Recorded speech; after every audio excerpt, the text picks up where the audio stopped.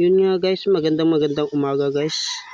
Yun nga guys, papunta kami ng bayan ng Buwak, papunta ng barangay ng Bilunga. So yun nga guys, at nagpagasolina na kami. Sa taat po pala sa may gasolinahan. At so murang-mura at malinis ang gasolinahan po. At yun nga guys, at nagpray po kami at para sa biyahe namin para ligtas kami. Yun nga guys, at nandito kami sa tindahan para bumili kami ng bigas at para may baong kami papunta ng Bilunga. Yun nga guys, sa simbahan. Yun nga guys pala, sabi ng tindera, at sa ingat kayo sa pagbiyahe at maraming salamat talaga sa kay ate na pray din sa amin at para ligtas kami. So may ganun pa, may charot pa. So yun nga, shoutout po pala nga sa mga nagatinda ng isda.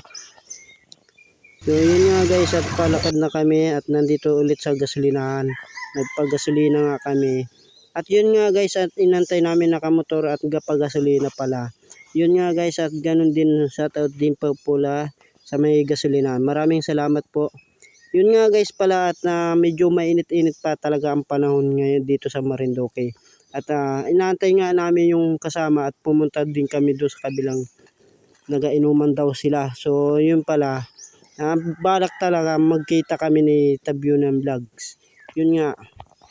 Nandito na nga guys kami sa kubo para magkwentuhan, mag-jamming. Yun nga guys, nagtawa na nga yung mga kasama ko, sinong pa mga kalbo, sinong pogi. Yun nga, charot ko. Marami talagang gawain. So maganda palang palisdaan pala dito. Ang dami nga palang isda dito pero malalim, medyo malabo pa. Yun nga guys, at nagbiyahe na ulit kami at papunta sa Bilunga ng barangay na yun. At kung anong makikita amin ng kagandahan pala yun. Yun nga guys, at ganito pala ang karsada dito sa probinsya ng Marinduque. At medyo maliit lang. So okay na, pero maganda naman ang lugar dito, charot. Yun nga guys pala, nakikita ninyo yung mga bundok na yun. Ang gandang tanahawin pala, pero paabangan ninyo ang papanood ninyo sa amin at subaybayan ninyo ang mga kagandahan ng lugar namin dito sa Marinduque. Sa taat po pala dyan sa nasa huli na nakamotor. So sobrang init at tsaga pala. Yun nakikita ninyo mga taga-bundok ng magandang lugar sa bundok na bundok talaga. So parang nakatanggal ang problema at makakapagod dito. Yan nga pala yung mga kasama ko.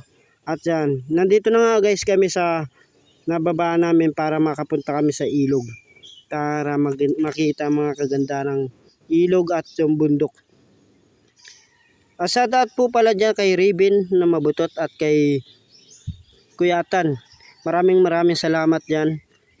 Lalo na kay Kuya Jampol. Maraming salamat sa daat po pala sa sumama sa amin. So sulit na sulit ang pag-ating lakad. So yun nga guys, hindi ninyo nababanggit, yan pala si Tabyunan Vlogs. So excited na magsama kami kami para Hi guys, we're here at Bilunga.